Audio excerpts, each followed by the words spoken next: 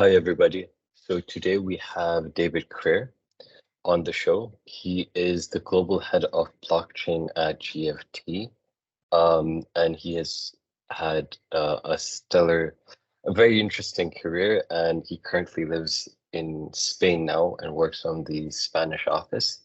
GFT provides technology consultancy services or engineering services across many different business functions, including data analytics, AI, blockchain, and cloud computing. Would you like to add anything about yourself? No, thank you very much for the introduction, Shoaib. I suppose, yeah, I've been working for GFT for the past 7 years. I've been in the blockchain space for that long as well. Previously to that, I was working in a lot of different areas around kind of innovation, but outside of consultancy, more for products. And been living here in Barcelona for 15 years, though originally from London in the UK. Yeah. For anybody who doesn't know, could you introduce GFT and some of the things that GFT has worked on in the blockchain space? Sure. So GFT are a Stuttgart-based consultancy group. We do technology consultancy services rather than business consultancy services generally. So out of the 10,000 people that we have in GFT now, I would say that probably about 8,000 are developers. We do have some business consultancy, but that is generally to support our development teams. And in fact, in the DLT and crypto space, we actually have some very good traditional consultants as well, because we help to plan and build the projects. And from a consultancy point of view, it's quite specialist. GFT, we were quite lucky to get involved in the DLT and crypto area very early on. So we're one of the first consultancies to really do any projects in this area back in 2014. We have, I'd say, been working very hard since then, and we have done over maybe 30 projects now, which is a considerable amount of projects, given the amount of time that we're talking about here, and that all of these are client projects. I'm not talking about internal investigations.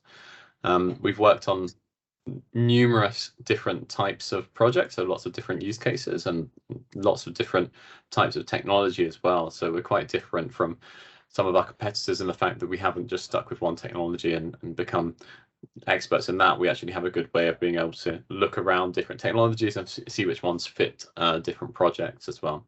And the other thing to mention is that, as well as doing POCs and MVPs and writing white papers and all of this good stuff, we've also done a lot of production rollouts in GFT, and yeah, we continue to do so. But I suppose one of the ways of looking at it, we work in 3 areas. We work in DLT for transaction security. So this is all basically kind of like smart contracts and blockchain. So if you have a high value transaction, so for example, I don't know, in capital markets or something like that, and you want to be able to secure it, then you can use blockchain to be able to underpin that. That's kind of how we started back in 2014. In 2017 or 18, we started doing institutional crypto work. So we're one of the first people to really deliver institutional crypto services through projects like CustoDigit, which was part of the first regulated crypto marketplace in Switzerland, so one of the first ones in the world, and we were basically the development arm for them. And then more recently, we got into let's say e-money, so CBDCs, central bank digital currencies, stable coins, which we think are going to be very important in the future. So those are kind of like 3 areas where we're kind of focusing on. Yeah, and those are some of the most incredibly interesting areas and very innovative areas where there's a lot of different testing and different methodologies. So it's incredibly interesting. But before we delve into that, I wanted to ask, what advice would you have for a young graduate to get into the DLT and sort of technology space now, considering how competitive it is? I mean, young people have to compete. So it's so hard to get a job nowadays, a good professional job. So what sort of advice would you have for young folks? So I say go out there and build something, right? So if if you are technically based, or you're a developer or whatever, then go out there and build something. If you are more on the let's say like business analyst side of things, go out there and plan something, and then take that to market with you. Don't just go with a technical CV or a business based CV, but go with a project that you can show people as part of your portfolio. And even if that project in the end doesn't go anywhere, at least you have a talking point and people can see that you're keen to get projects off the ground.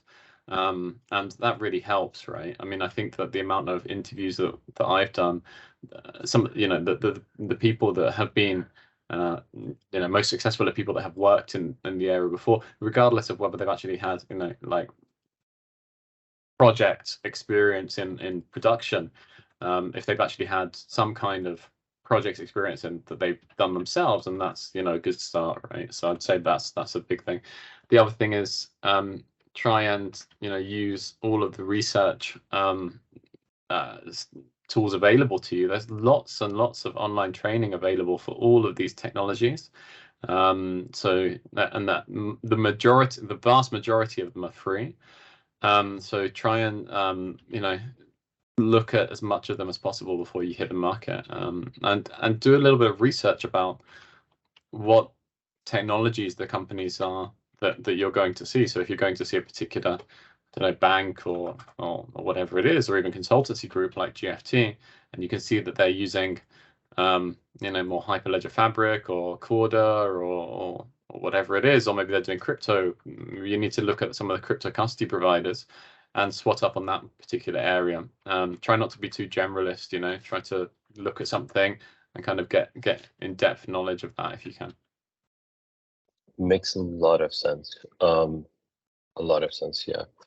And in terms of your sort of professional career, what was the biggest challenge that you had, and what did you learn from that challenge?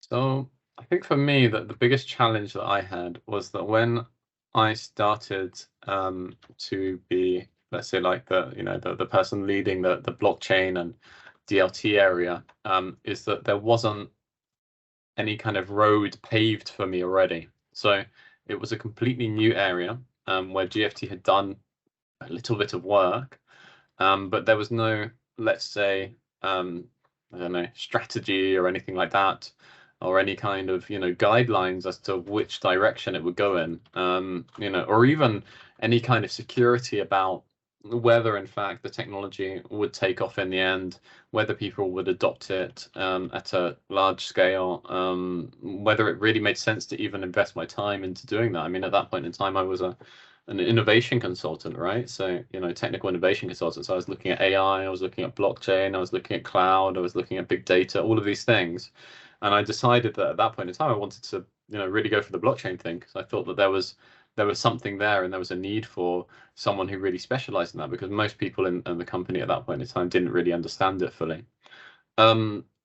So I would say that was my biggest challenge, is trying to get something that was at that point kind of like largely conceptual and futuristic looking, and try and break it down and make it more tangible and kind of realistic and applied. And I think what I learned from that experience is that you need to do a lot of research. So if you're in that kind of position where you have a non-tangible kind of futuristic looking thing, you're going to have to spend a lot more time looking through documentation, really reading it to be able to understand it, because you don't have that many people that you can just literally go and talk to around the coffee, whatever it is, the coffee maker or whatever it is, or in your break room or whatever. People weren't talking about that kind of thing when I went out to speak with people. People didn't have an opinion, right? So I had to kind of make my own based on stuff that I'd researched. And then the other thing is that you have to have the confidence to take risks. So you've got to have the confidence to be able to say, well, yes, I do think that this is the area that I want to look into, even though it doesn't seem like a popular choice at this point in time. I think it's got a future because of this thing that I've seen, that thing that I've seen. And I think that this particular area I'm going to look at now. and you have to start somewhere. And even if you start with something and it doesn't work out, you know, we've done this before, you know, for example, I think we did like a pharmaceutical supply chain thing, which was working for a while, and, you know, we had it working with a pharmaceutical consortium, and we got to POC stage, but we didn't get further than that. And it wasn't exactly a great success, but we learned a lot from doing that and from working with that consortium, because we have then gone on to do other supply chain things. So even though it wasn't a great success in that particular consortium, in that setting or whatever, I learned a lot professionally. GFT, you know, learned a lot because we learned about how pharmaceutical supply chain works, and we moved on and we did things that are kind of similar. So don't be scared to try something new and to do something that seems like a risk. Yeah, and it's very interesting that you talked about the breakdown and sort of making sense of a convoluted situation. So that was very interesting. So there are the blockchain industry is incredibly fascinating, and you've already discussed some of the different what's it called? Different sectors that GFT is working in currently. So I'd like to ask, so with the institutional side, right? What are some of the major challenges that institutions face to adopt blockchain technology? And how big of a barrier is the technology vis-a-vis the governance, or compared to the governance or consortium building, etc.? Yeah, so that would be the question. Yeah, so I think largely a lot of the technology, let's say, limits that you have are slowly going away, to be honest with you. So we used to get a lot of pushback from companies about, you know, when we were working with Ethereum back in the day, and we still work with Ethereum quite a lot, but we work with a lot of different protocols now. But when we first started, we were working with Ethereum. It's a proof of work. You know, it uses up a lot of energy. It's very slow. That, you know, and for many companies, they wouldn't touch that because it kind of goes against them and their way of working. They're trying to become greener. They're trying to become more efficient. They want to be able to get more than a few transactions per second. It doesn't really fit. The other thing was that before you had kind of, you know, you had public networks, but you didn't have any privacy within those smart contracts. So you had Ethereum, where you sent smart contract information between everybody else. But at the beginning, you had Ethereum, Bitcoin, and very little else. But you didn't have any kind of privacy within those networks. So everything that you sent, the data was shared between everybody. And although you could encrypt your data on your side and then send it out, the data was still there, right? Whereas now we've got lots of technology providers that encrypt the data as you are sending it out via smart contracts. So, for example, on the DAML side, or even a peer-to-peer, let's say, just sharing data when you want to, kind of alternative, which is Corda, on the private consortium side of things. So you've got, on the private network side of things. So you've got a lot of different optionalities in the way that you want to share your data, and you don't have to share your data with everybody all the time. Obviously, some people who are more purists would say, well, then we're not really doing a proper, you know, DLT. We're not sharing the data. It's not completely immutable.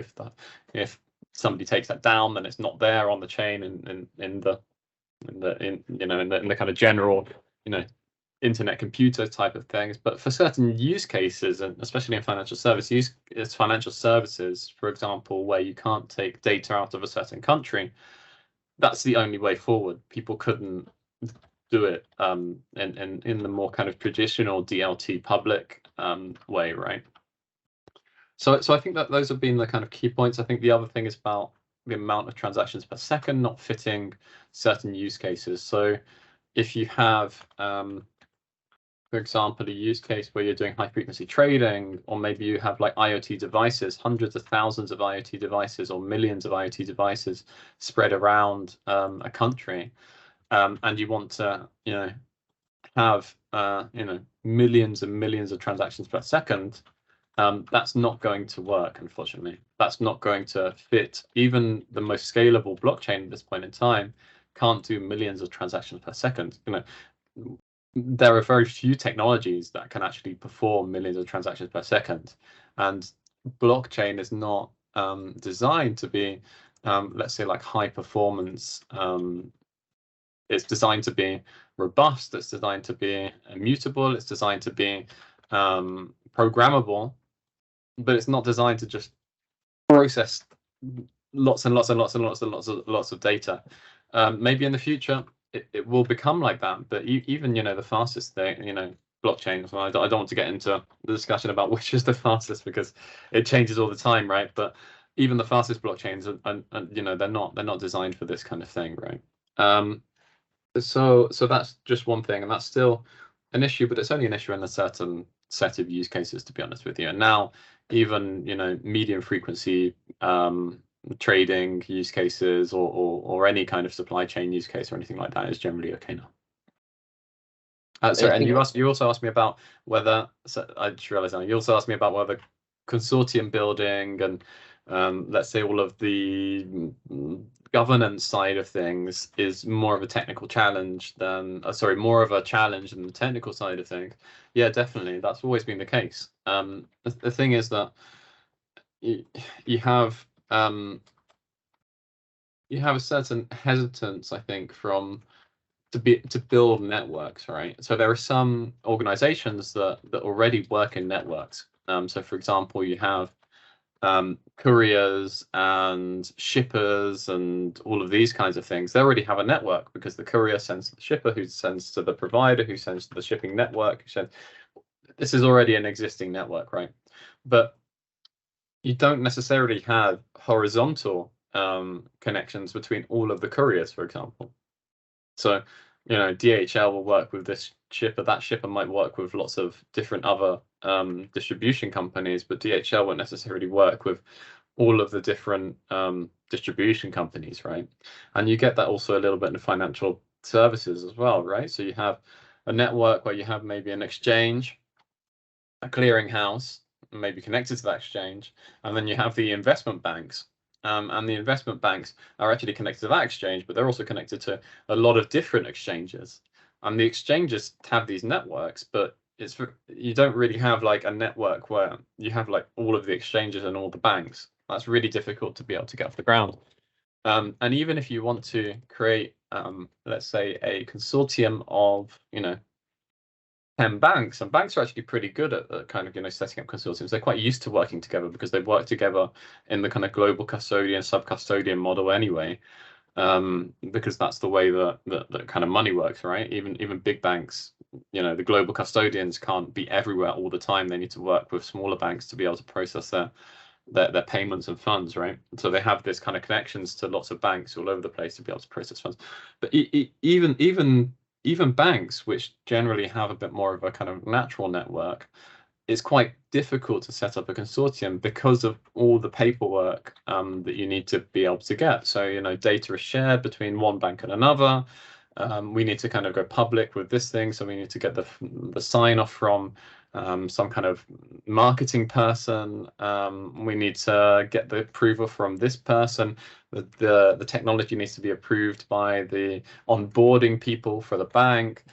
All of these things take, maybe a month or two in each stage, right? And you have to replicate that across all of the banks that you want to do. So it is a massive job, the governance side and the management of setting up a consortium. It's not easy at all.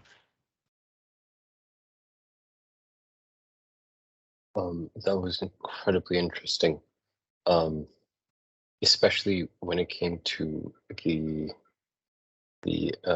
limiting factor. So, yeah, I wanted to ask what this new sort of thing which is now coming into play, which is decentralized autonomous organization.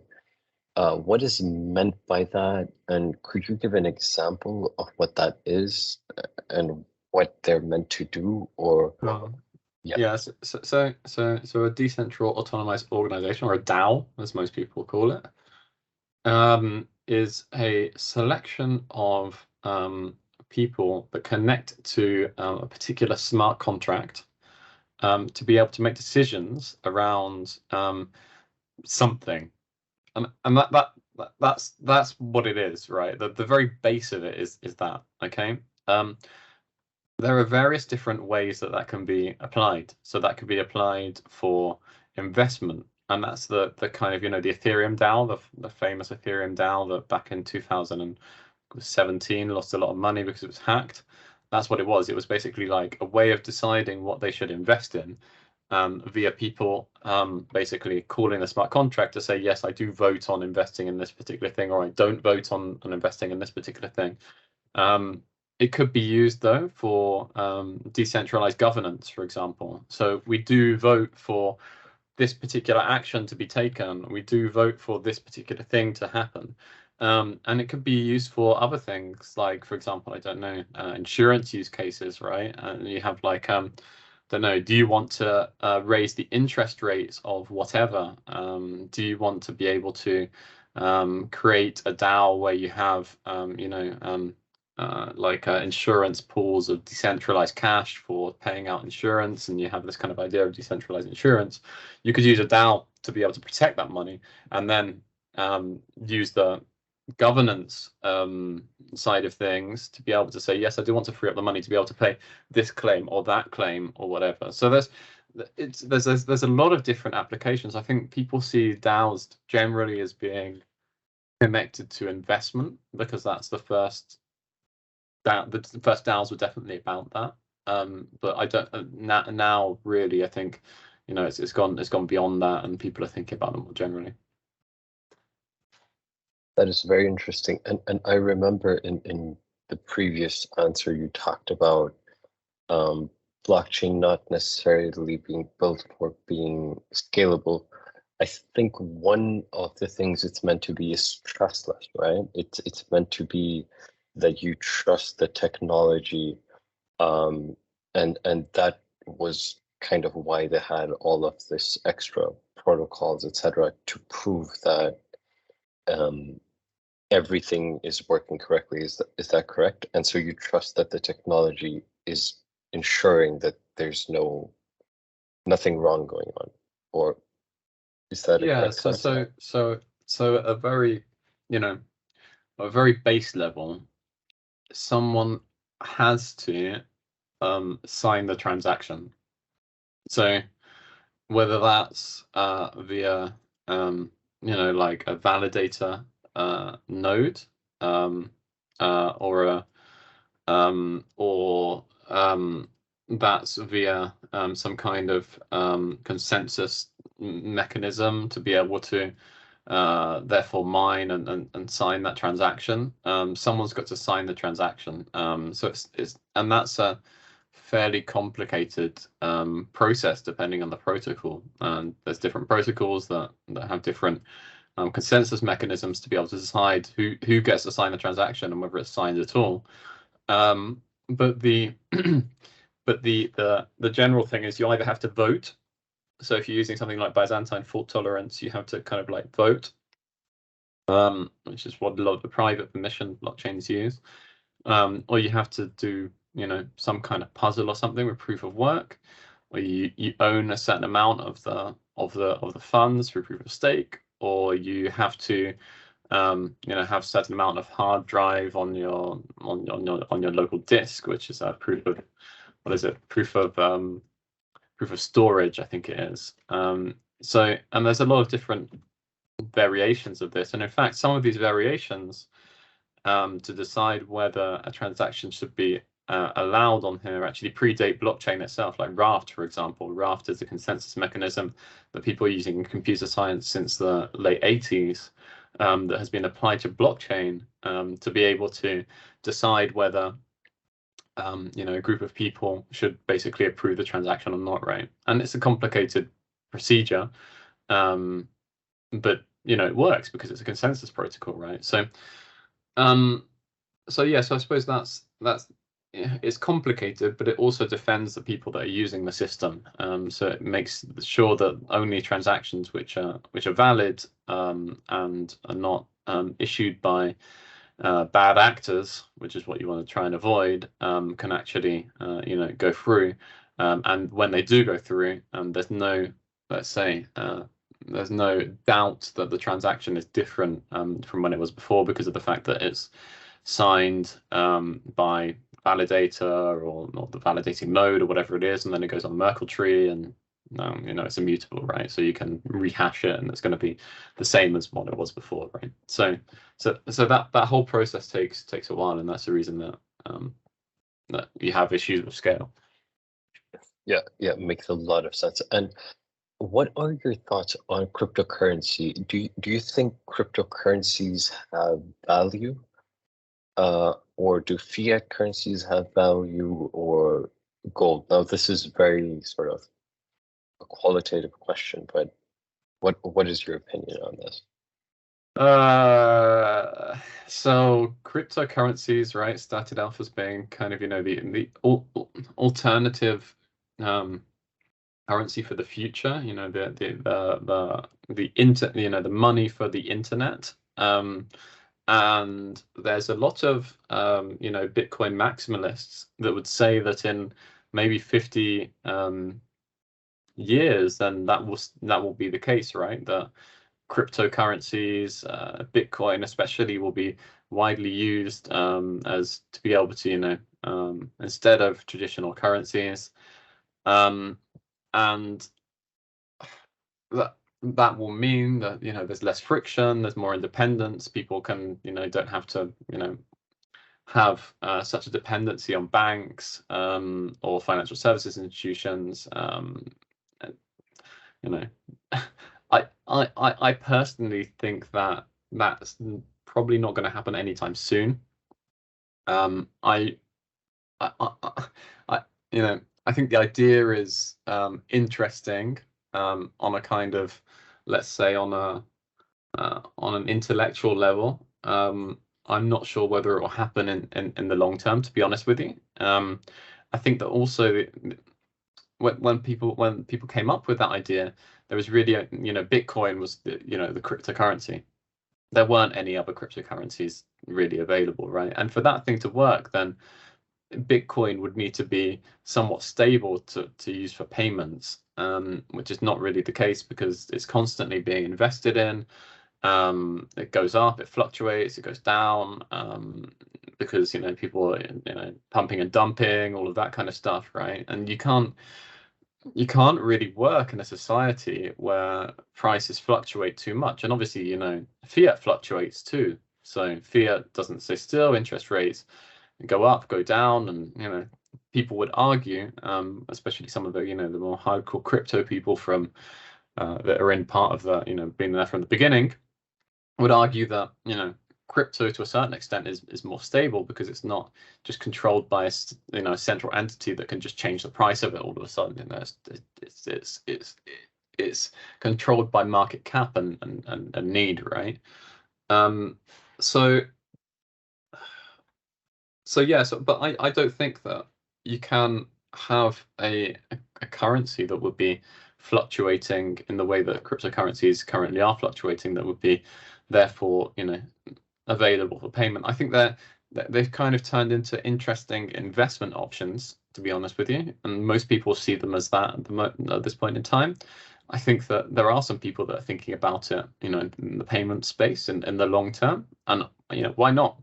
But I don't think that we're quite at that point at the moment. They're more like an equity or a share, right? And then I suppose the other thing is, do I see fiat kind of going, being the money of the future? Probably not either, to be honest with you. I think, not many people are using, let's say, traditional M1 cash, so like so physical banknotes anymore. I see less and less people using that, especially in in the UK, but also in the rest of Europe as well.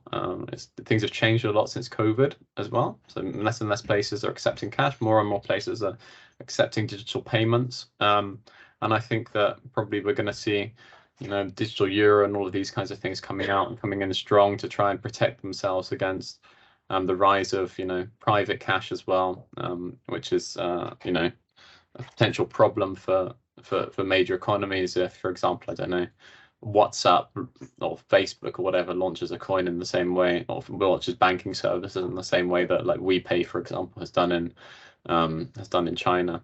So I think that we'll probably see that coming in. I'm not sure whether people will use it very much or not. It's more that's one of the biggest challenges for CBDCs is adoption and use, not necessarily design and development. But if people want to use that, I think they're probably more likely to use that for payments than they are to use crypto at this point in time. That leads very much into what I wanted to get into next, which is about CBDCs, right? So what is a CBDC and how is it different from traditional cash? And what sort of impact will this have on people's daily lives? So it's very interesting, right, to hear about all these incredible technology developments and how there have been pilots, and I think already it's some countries already have CBDCs available. I think like China has it in phases where the public can use it, and I think there was one country in the Caribbean. So what is this and how is it different from traditional cash that, let's say, I have in the bank? What is the difference? And what is the benefit or drawback to having this? So I think most people don't realize that when they hold physical cash, so when you hold in your hand a physical banknote, yes, you have retrieved that from a bank, but you can take that to the central bank and or any other bank and pay it in. But when you have your bank account at your bank, then it's private money that you're dealing with. It's not public money. And this, I think most people don't necessarily think about the difference between M1 money, so your bank, so the banknote, and the digital cash that they have in their accounts. And the digital cash that you have in your accounts, you have a guarantee against that, against your bank. But if your bank goes bankrupt, or you have any kind of big national crisis where a lot of banks go bankrupt, you don't have a guarantee. Well, I mean, the government has put some guarantees in place, but you have less of a guarantee that your money is going to be secure. Maybe your money will be paid back to you in the next 10 years or 15 years or whatever it is. If there's a big run on the banks and there's some large financial crisis or whatever it is. So what that means is that this kind of like private cash has a certain risk associated with it. It's also, to a certain extent, not very programmable. So you can just credit it and then you can debit it, right? And that's the only thing you can do with it, because at the end of the day, the banks aren't a kind of universal system, so they can't all work in the same way. Open banking to a certain extent has made things a little bit easier in that respect, because people can tap into the banks of others and stuff like that. But traditionally, all you can do is credit and debit an account, and that's it. CBDCs will, on one side, they're going to resolve some of the risks around. So CBDC is M1 money. So CBDC is the same as your note, but in a digital form. So rather than having digital cash that is owned by the bank and lent to you by the bank, but basically bank-owned cash, you're going to have central bank cash, which is on a wallet, which probably the bank will actually issue the wallet, strangely enough, but it won't be the bank's money, it'll be the central bank's money, right? And well, in most models, in Hong Kong, they're doing something a little bit different. But what that'll mean is that if the bank closes down, your wallet will still be at the central bank, so your account won't be affected. And it also means that the central bank can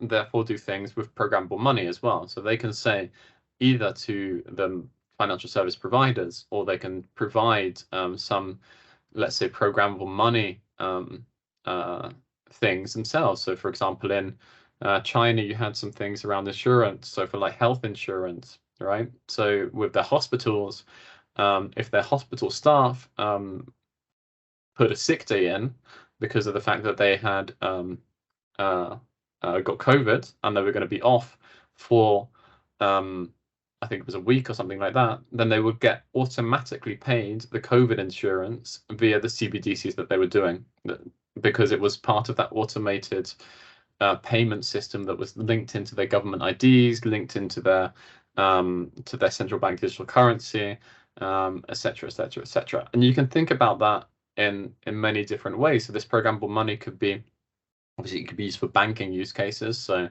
mortgages, payments, whatever. But it can also be used for like smart city use cases as well. So how do you do micropayments for transactions for, I don't know, using infrastructure via your vehicle, for example? How do you pay someone to get access to a certain area as you're walking through a certain restricted area, for example, in an airport? All of that kind of stuff could be managed via these programmable money things. And rather than it being programmable money from lots of different private entities, the idea is that you would just have one wallet, and that wallet would be the one that was issued to you by the government. That is very interesting. Now, so on the internet, there have now been concerns raised, right? Because it's very interesting, because I'm working here at GFT and we're both working here, and it's incredibly interesting, and all this work, just to hear about it gets me so excited. But then there are people who believe that this will give central banks control over our money, and they can, I don't know, stop us from using our money and things like that, or they will have some sort of undue influence. Is that true, or is that not true, or does that depend on the CBDC model? Like, what are the complexities to do with that involved with regards to what kind of power the central bank or government has, and how can these fears sort of be allayed, or how can these concerns be tackled so that people can also see the benefits of it? So you've just mentioned some really great ones. How can these sort of negative aspects or potential negative aspects that people believe are there tackled? How can that be tackled? Yeah. So CBDCs, and also digital cash in general, even private digital cash, is not crypto. So that's the first thing. It's never going to be crypto. So this idea that you have full control over sending your money between one person and another person, it being 100% transparent, because of the fact that it's going through a public network, which is designed and developed by a developer community, has nothing which is at all proprietary, it's not the same as that. The only thing which you can actually do that is crypto. The only way of doing that properly, kind of like 100% transparent end-to-end transactions, where you don't depend on somebody for giving you a level of security, is via a crypto transaction. And there's no two ways around that. That's just how it is. But I would also say you do put trust in your bank that the bank is not also doing funny things with your money as well, right? So this is just an alternative to traditional banking. This is not an alternative to crypto. Crypto is one thing. CBDCs is an alternative to private money. So it's expecting it to act like a crypto is not the right thing, because it's not a crypto. It's using some kind of cryptographic functions. So, for example, the Chinese yuan uses UTXO to be able to sign the transactions, to be able to make it more secure. What the fact that you have signed a transaction and that it's not it's not going anywhere. But it's not the same as using a crypto in the way that there is some kind of an anonymity there at all. There's no anonymity. well, there is a potential anonymity, but you have to trust the person that set it up, that there is that anonymity. The only way that you can trust them is by governments, and I think all of, at least the Western governments are looking at it like this, is that when they're designing this, they have let's say like a lot of different peers and a lot of different people that are working with them to be able to design it in a kind of transparent way. So all of their studies that they're doing at this point in time are available to the public, and I hope that all of the source code will also be available as well, so that we can actually see the way in which it's being developed. I think that we'll probably see that with some of the countries, and probably not with others. But at the end of the day, it is also a banking application. So you have to a certain extent, you have to have some kind of security about the way that it's designed and developed, because otherwise it could easily be hacked, right? So I think that, it has its benefits. It has its very clear benefits, over security and the fact that it doesn't fluctuate compared to, crypto assets. It's regulated. So, it's very hard to regulate a stable coin. Very hard to regulate a stable coin. And they put Mika in place, but what that does is that actually shuts down a lot of the stable coins. Only stable coins that are really acting as banks can really issue stable coins at this point in time. So USDC, USDT, for example. Whereas actually CBDCs, all of the central banks will be issuing their own CBDCs, and that will be more fluid and more easy to be able to use, right? So I'd say that, yeah, these are definitely challenges for central banks, whether people will trust it or not. I think they're challenges in two respects, though. It's whether people who actually now have private digital cash will see CBDCs as a crypto and be like, oh, I don't want to touch that because it seems a little bit like Bitcoin, and that seems kind of, let's say, like a little bit dodgy, whatever. And the other thing is whether the kind of like the distributed crypto community will actually adopt it as a way of doing payment, because maybe they'll think that it's kind of, too centralized, too much potential for people looking at people looking through your transactions, whatever. But to be honest with you, if people wanted to look for our transactions, they would just go through our PayPal and banking transactions. All of that stuff is available to the banks, and the governments, and the regulators have access to the banks, right? So how different is it going to be in reality? It's going to make things a little bit easier, I think, and a little bit less risk heavy, I suppose. But this is a really difficult question to answer, to be honest with you. But that's a little bit my opinion. No, I think you answered it very well. Essentially, it has the existing risks of in terms of the control as your existing private money within the private banking system, but it has reduced risk in terms of the bankruptcy, etc., because now you have direct M1 money and you have that programmable, etc., potential positives to it. So essentially, you all of the negatives of private cash and the other cash aren't taken away. So it's not crypto level, but it has some extra positive features that the other stuff doesn't have. So no, I think that was a really, really great answer, and that actually explained it really well to me. This whole thing does come from also the way that the things are kind of going in China as well, right? So in China, they had a big problem with people getting paid in cash in the black market. So I think they have maybe like 20% or something like that, maybe even higher, 30% of workers being paid in cash.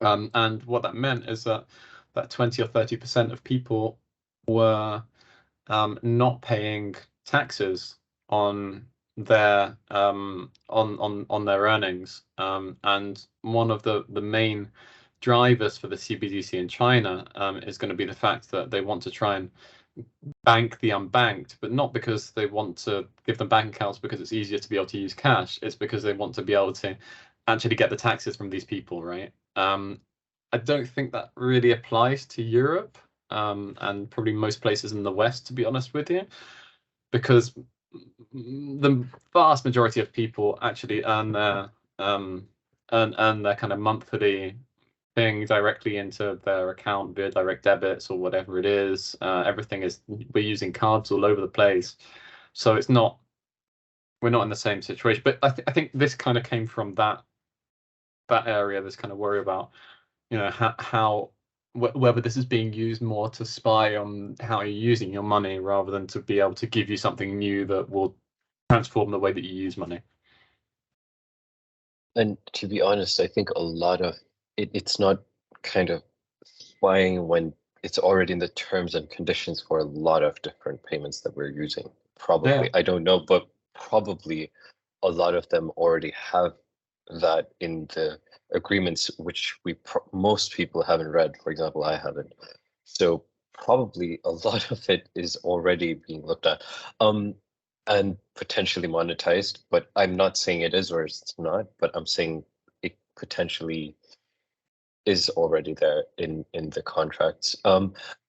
Having said that, or terms and condition, now I'd like to ask the last sort of technical question, which is, what is the difference between a wholesale CBDC and a retail CBDC? And again, what does that have to do with the average Joe, right? What does that have to do with me or anybody else? And how does it impact us? So I would presume the retail one is the one you already mentioned to us, right? The programmable one where you can, for example, use in smart cities and you can have a sort of wallet. What would then a wholesale CBDC be? So retail CBDC is for retail clients, so it's for end clients and companies, and a wholesale CBDC is for banks to be able to transfer money between themselves. So that's the basic of it. So you as average Joe walking down the street, you wouldn't know about the wholesale CBDC. You wouldn't be doing any interaction with it, but maybe your bank, for something that you were involved in, would be using it to be able to clear their, settlements in whatever it is, trading or whatever. So that's basically the difference. There is a little bit of overlap depending on the CBDC design. So there's some CBDC designs that have a kind of hybrid model where they're doing a wholesale CBDC that feeds into the retail CBDC, but that's not always the case. And there's some countries that are doing wholesale and not retail, and there's other countries that are doing retail and not wholesale. So it all kind of gets a little bit mixed up. But that's the basic difference between the two of them. And now I'm going to transition to some non-DLT related questions. What do you think what is the most interesting book you've ever read? What's the most interesting book that I have ever read? I read a lot of books. I'm not sure if I have like a most interesting book that I've ever read. I read a lot of fiction. Sorry? Top 5, top 10, just one or two. Yeah, so I suppose I like a lot of like sci-fi and all of that kind of stuff. I tend not to do too much reading about business stuff, to be honest with you. I like studying, but I don't I don't like kind of like reading business books. I find it a little bit I like to be able to kind of like escape through my reading. And then I don't know. I mean, I think that there's a lot of good books out there, really, to be honest with you. I think so. All of I think probably maybe rattling off a few, like Fearsome Engines is probably quite good. Senlin Ascends as well is very good. What else? I'm just trying to think. Yeah. I don't know. It's okay. There's too many. It's fine. It's just okay. Wow. Okay, so you're an avid book reader, it turns out. Yeah. I always read that. And any sort of mind-boggling experience that you've had, like where you traveled to a place or that you saw in Spain that you'd never seen in England, or something which you found very out of the ordinary? or that changed your perspective a lot? Yeah, I think so. So when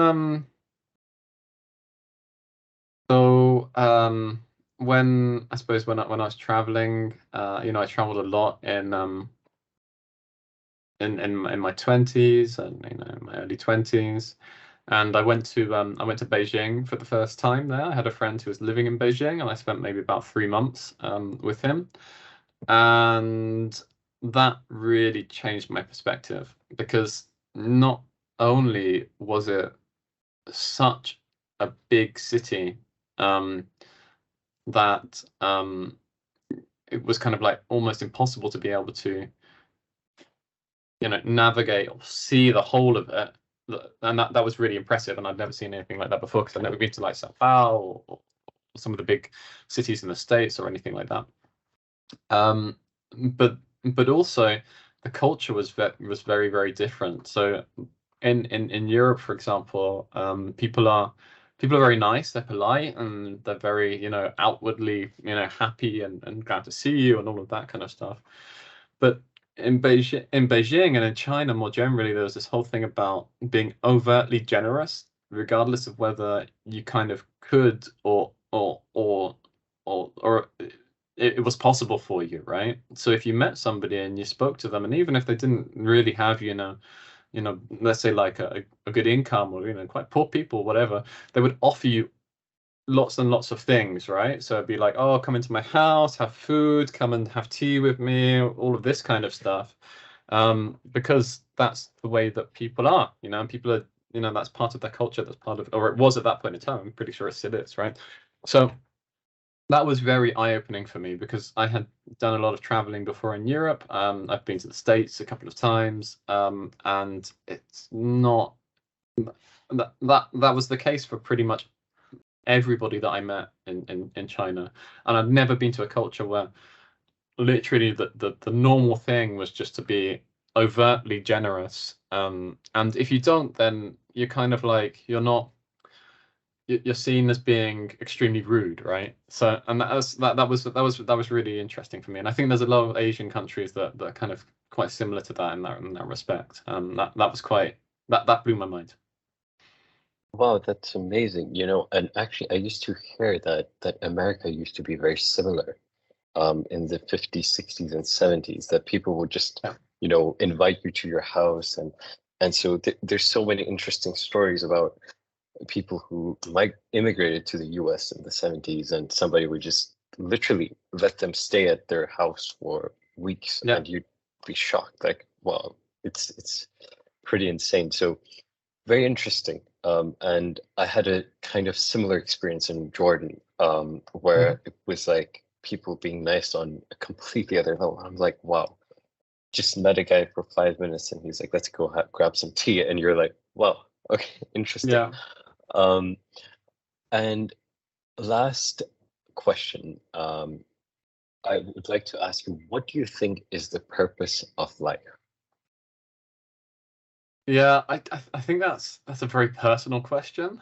I think for me, my purpose of life is to be happy, to enjoy myself, and to let others enjoy themselves. I think really that's it, to be honest with you. As long as you're not upsetting other people, or you're not causing any problems, I think that's the only reason, to be honest with you. I think that I have sometimes these grandiose ambitions that I would like to leave something behind, so that there is something in the future for me that will be part of my legacy or whatever. But honestly, I think that just being happy and enjoying life is much more important than trying to do something so important that maybe you don't actually enjoy the thing as you go along. I've unfortunately I've had some friends and family who have passed away before they should have passed away, and that some of them never got to that point at which they were able to leave behind their legacy, or whatever it is that they were working towards potentially, right? And I think it's hugely important to just have that in mind, that you have to really make the most of life enjoy it for you, enjoy it for your family, enjoy it for your friends, and make people happy.